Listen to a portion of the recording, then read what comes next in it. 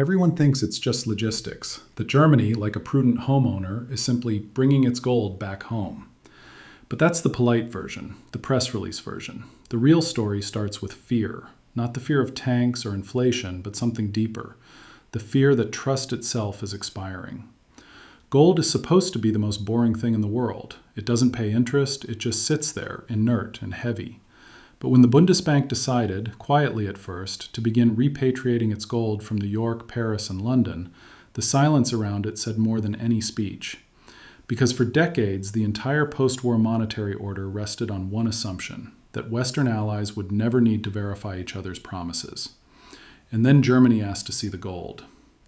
Officially, the explanation was simple: storage diversification, logistical efficiency, auditing transparency. But between those bureaucratic phrases lay an unspoken question. Do we still trust the keeper of the vault? Since 1951, much of Germany's gold, around 3,400 tons, was stored abroad, mostly in the vaults of the Federal Reserve Bank of New York, under Liberty Street in Manhattan. Those bars represented the physical backup to the Deutschmark, later the euro, an anchor of real value behind a mountain of paper and promises. During the Cold War, it made sense to keep them safe from potential Soviet tanks. But the Cold War ended in 1991. The gold stayed where it was. Then came 2008. Banks collapsed, bailouts multiplied, and suddenly the world remembered that paper can burn. In 2012, the German Federal Court of Auditors, essentially the nation's financial watchdog, demanded proof. They wanted to see the gold. And when Bundesbank officials flew to New York, they weren't shown much. No open vault, no full inventory, just representative samples. It took until 2013 for Germany to announce a plan to repatriate 674 tons by 2020. They finished 3 years early. That speed wasn't efficiency, it was alarm. Because moving hundreds of tons of metal across oceans isn't simple or cheap. It's a declaration, a silent vote of no confidence. You can almost imagine the symbolism. Armored convoys rolling through the night, planes landing under guard, every bar weighed and cataloged. The nation that once witnessed its currency collapse into dust in 1923 was reclaiming something solid, something it could touch. And here's the paradox. The more the system insists that gold doesn't matter, the more the powerful quietly collect it. Central banks say gold is a relic, yet they're hoarding it like lifeboats on a sinking ship. If you're hearing this in 2025, remember, gold repatriation isn't about nostalgia. It's about insurance against an approaching storm. Because when trust evaporates, metal starts to move. If this made you look at a routine financial story with different eyes, comment where you're watching from. To understand why Germany is bringing home its gold, we have to go back to the moment when it left, to the world after 1945. The war had ended, the Reichsmark was dead, and Germany was not a sovereign power, but a shattered territory under Allied control. Its gold reserves, once stored in Berlin and Frankfurt, had either been looted by the Nazis or confiscated by the victors. And when the new German state began to rebuild under U.S. supervision, its entire monetary identity was tied to the American dollar. The architecture of that system had a name: Bretton Woods. In 1944, while the world was still at war, 44 nations gathered in New Hampshire to design a new global order for money. It was meant to prevent the chaos of the 1930s, competitive devaluations, bank runs, and the hunger that followed. The logic was simple. The US dollar would become the anchor, convertible into gold at $35 an ounce. All other currencies would peg themselves to the dollar, not directly to gold. In other words, the United States became the world's gold warehouse, and everyone else held receipts. Germany joined this system as a pupil, not a partner.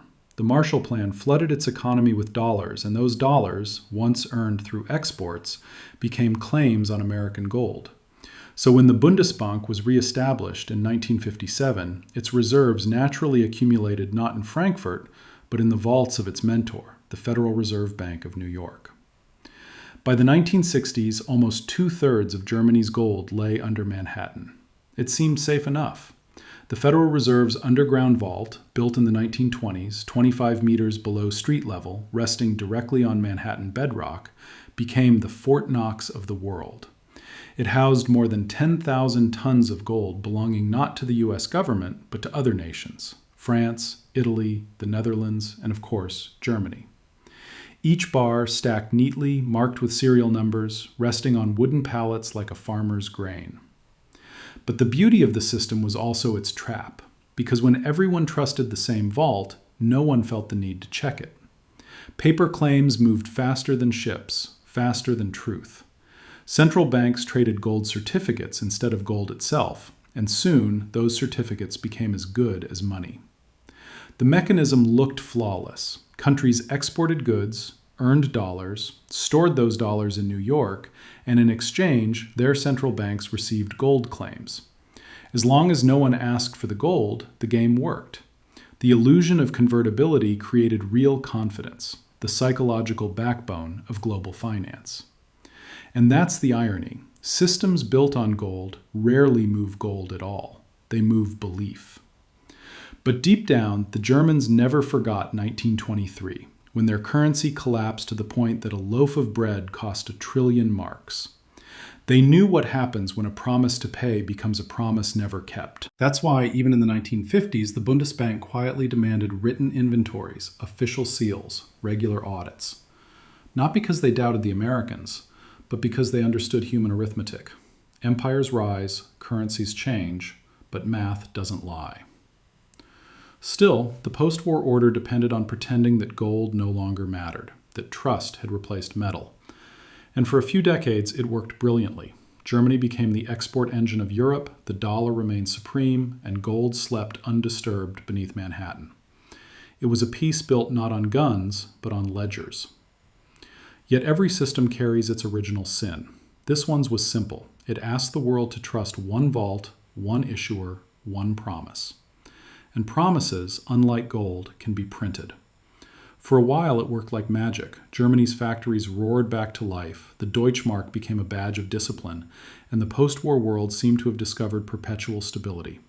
Gold lay still in the dark, but paper money, the dollar, was alive and multiplying. In the 1950s and 60s, every economist in a gray suit repeated the same mantra: the dollar is as good as gold. And people believed it. Ships crossed the Atlantic filled with Volkswagens, Mercedes, and precision tools, and the payments for them, dollars, stayed in New York. Those dollars were backed by gold, but no one bothered to touch it. Why move the heavy stuff when the promise was just as solid? This was the illusion's golden age. The United States printed dollars, Europe produced goods. Everyone won, until you looked too closely. By the late 1960s, America had spent more abroad than it had gold to cover. Vietnam, social programs, and foreign bases cost more than the treasure in Fort Knox could justify. The rest of the world, especially the Germans and the French, began to quietly count the ounces. They realized that for every bar of real gold, there were now several claims.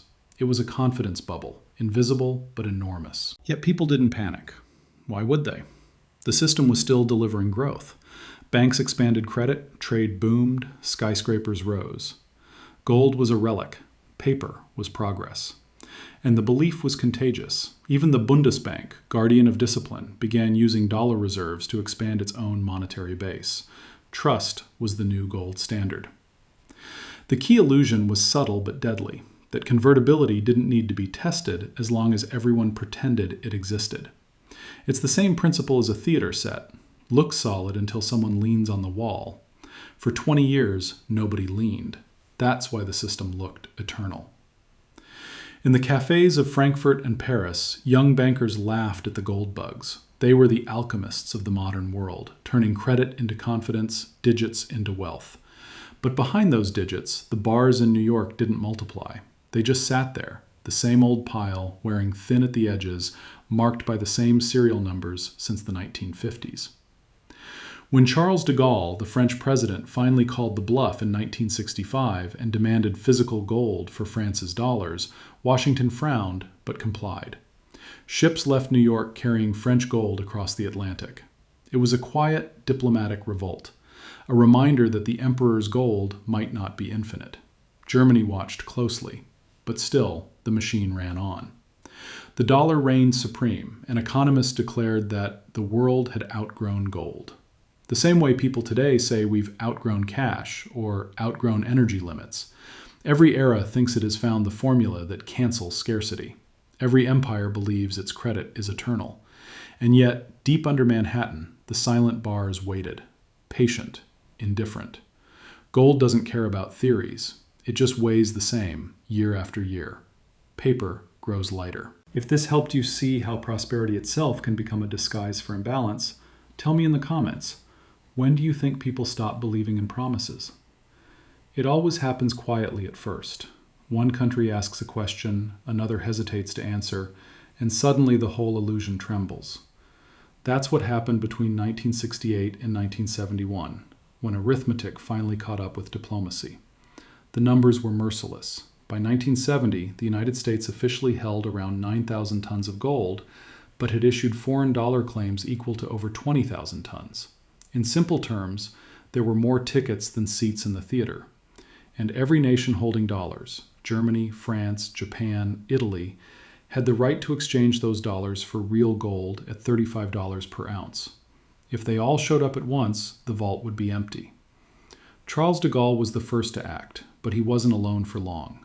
The Dutch quietly demanded conversion, the British made inquiries, even the Swiss began testing the system.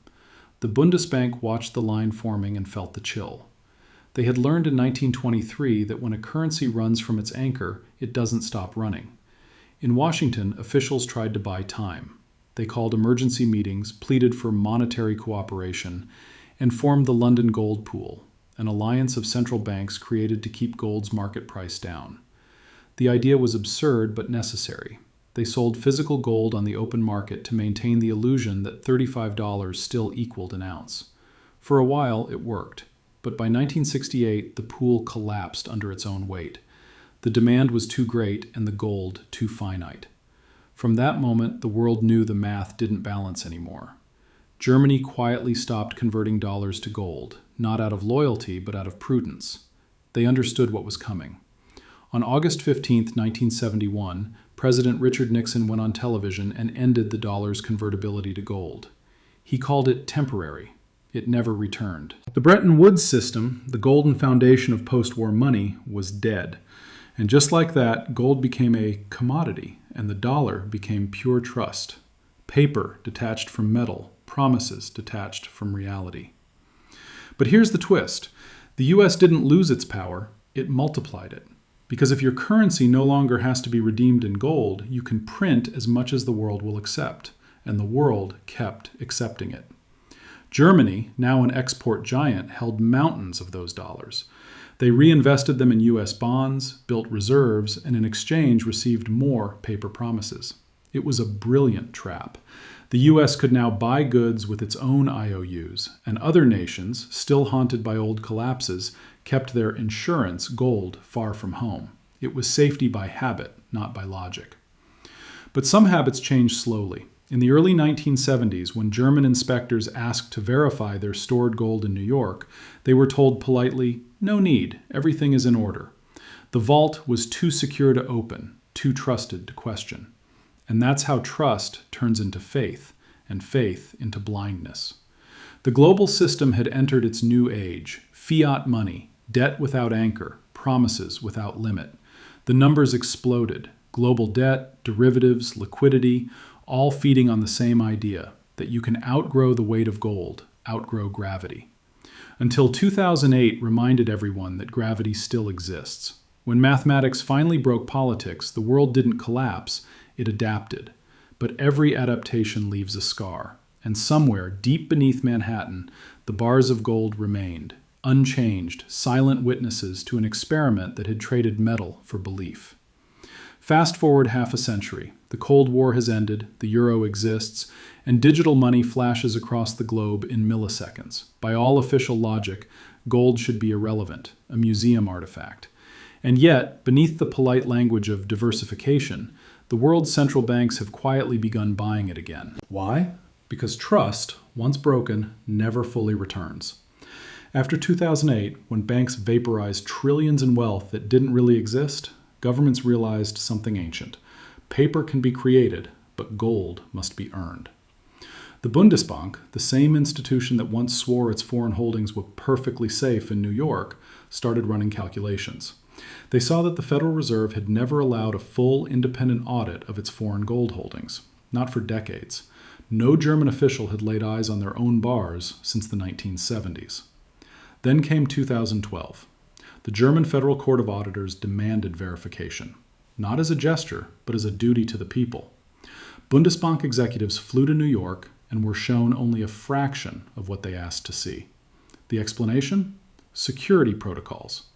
But in the language of finance, security often means uncertainty we can't admit. The story leaked. German newspapers ran headlines asking, "Does our gold still exist?" It wasn't conspiracy, it was accounting. A nation that survived hyperinflation, war, and occupation was asking for a receipt. By 2013, Berlin announced it would repatriate 674 tons of gold from the US and France. The goal? By 2020, half of Germany's reserves should be back on home soil. They finished in 2017, 3 years early. Officially, this was a sign of trust in the system. But anyone who has ever moved something valuable before a crisis knows speed is never about convenience. It's about foresight. Because what changed after 2008 wasn't just money, it was belief.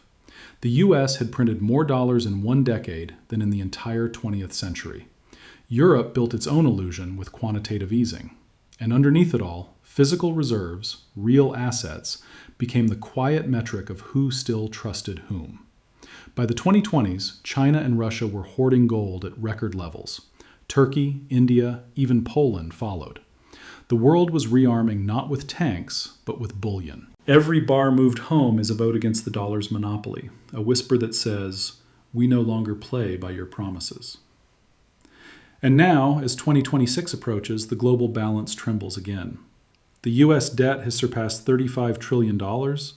Interest payments alone consume more than its defense budget, and inflation, once dismissed as transitory, has become structural. Meanwhile, Germany, whose economy depends on exports and stable credit, watches its financial anchor, the US, sinking deeper into arithmetic it can't explain.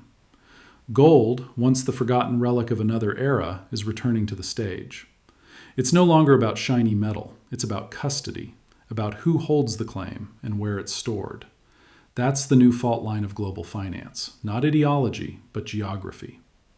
Vault by vault, nation by nation, the world is decoupling trust. Because when systems run on promises for too long, even polite allies start counting the bars. And the same gesture that once signified faith, storing your gold abroad, now signals naivety. If this made you see the headlines about gold repatriation as a map of a deeper crisis, write one word in the comments: trust. Because that's the real currency being withdrawn from the vaults. Gold doesn't move fast. When it moves, it's because something else is already broken. That's the truth beneath all the official language, the press releases, the audits, the photo ops with neat stacks of bars. When a nation like Germany, precise, mathematical, allergic to drama, decides to repatriate its gold, it's not making a gesture, it's sending a signal. The signal says, "We no longer believe the vault is eternal." The modern world runs on promises, digital, invisible, convenient. But every promise, whether it's a bond, a pension, or a central bank balance sheet, rests on something primitive, the belief that someone, somewhere, could make it good. Gold, for all its mystique, is just the physical form of that belief. When trust is cheap, gold sleeps. When trust decays, it wakes up. You can see the same pattern through history. In 1789, France printed assignats backed by confiscated land. Within a few years, they were worthless. In 1931, Britain abandoned gold to save its banks. In 1971, the US abandoned gold to save its empire. Every time the same logic appeared: we'll restore it later. And every time, later never came. Now the same arithmetic has returned, disguised in digital code and policy jargon. Central banks print in the trillions, and politicians speak of soft landings. But the math hasn't changed, only the packaging. The laws of money are like gravity. They can be ignored, but never repealed. Germany's decision to bring its gold home is more than national pride. It's the first crack in a wall that was never meant to be questioned. When one country checks the vault, others will follow. And when enough do, the entire architecture of post-war finance, the quiet empire built on invisible trust, will have to face the oldest measure of all: wait. Because systems don't collapse from bad intentions. They collapse when numbers outgrow reality, when promises exceed what can be delivered, when trust is leveraged beyond redemption. That's when metal starts to move. If you've listened this far, remember this: money is never just paper, and gold is never just metal. They are mirrors of belief. And when the mirrors crack, history repeats. Not because people forget, but because they refuse to weigh.